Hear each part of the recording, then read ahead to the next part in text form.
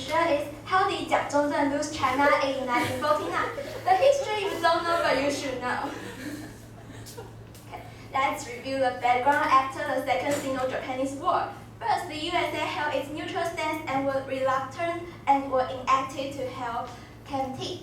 Second, the Communist Party didn't put lots of effort in the previous war with Japanese. Instead, they built their own power and even received the Soviet Union's help.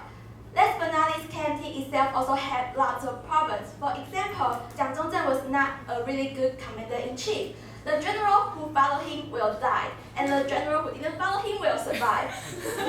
And however, today I want to narrow down the reasons into the finance and economic part. Most of people, even our books, often overlook the economic issues. However, they are quite crucial too. We all know that Jiang Zhongzhen did win Japan. How could he lose China within 1 year?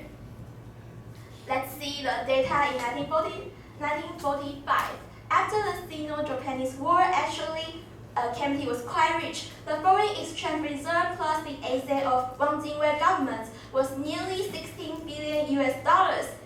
That means KMT actually didn't have to worry about the money issue.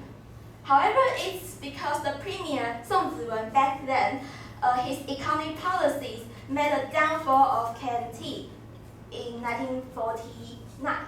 The first policy is certificate of deposit, the second is change 中储券 into 法币, and the third one is free trade market. I will introduce them one by one. So let's get started. Who's Song Ziwen? First, Song Ziwen was Song Meili's brother. Second, he was the premier from 1944 to 1947. Third, he graduated from the Harvard University, major in economics. Last but not least, he was the key figure that leads to the downfall of the KMT. So the first policy is certificate of deposit. The purpose to do so is to increase the liquidity of money and to control the inflation. The measure is to urge people to deposit money into the bank, and after a period, they can earn a certain amount of gold back. During wartime, gold is much valuable and safer than money because it won't depreciate. So lots of people put their money into the bank, just want to earn gold back and just in case. However, after 1 year, the government brought a promise. They didn't give the people full amount of gold. They only give them 60% of gold. The other 40% was claimed to devote to the country. So this consequence is this ridiculous behavior made by KMT government enrage people and even smash people's faith in the government. The second policy is change 中储券 into 法币. So what is 中储券? 中储券 was the currency used by Wang Jingwei government, or you can say it's 南京卫政府. After the Second Sino-Japanese War, the KMT wants to eliminate this kind of currency. And the exchange rate in the market back then was 30 中储券 for 1 法币. However, the final exchange rate declared by KMT government was 200 中储券 for 1 法币.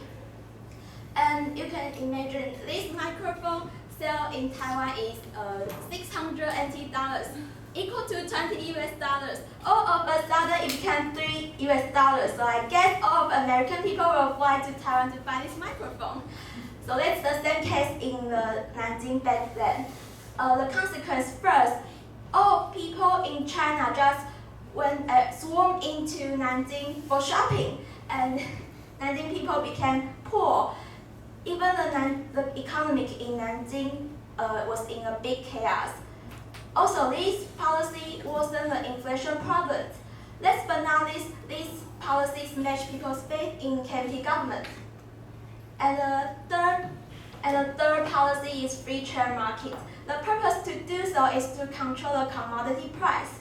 And the measure first is stable the currency by fixing the exchange rate of US dollars and 法币.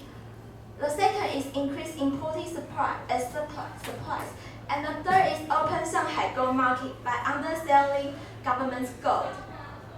Free trade market was great, but it was not the right time to do so. During the war, free trade market was not feasible. However, Song Ziwen did so. It's really ridiculous. So the consequence, just like what I mentioned before, gold was safer and much valuable during wartime, so lots of people want to get the gold. So the consequence first, all the Chinese people just swore into Shanghai's bank to redeem some gold.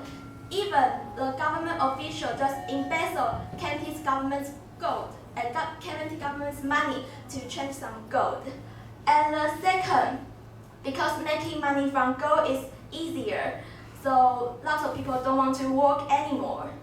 And third, because Song Ziwen overestimate the value of Fabi, so imported goods become cheaper than the local products. So the local industry lose its competitiveness and even couldn't be recovered. And number 4, I guess.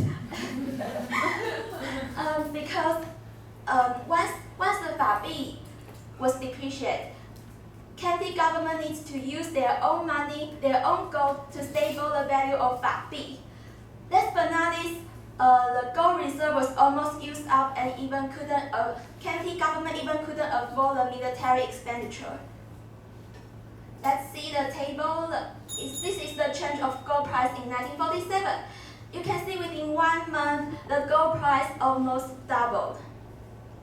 And so now I guess everyone can understand why I'm saying Song Ziwen was the one who led to the downfall of KMT in 1949. Let's just see the data in 1946. Song Ziwen only in the year in 1946 he made a loss of $8 billion, and the military expenditure at the year is only $1 billion.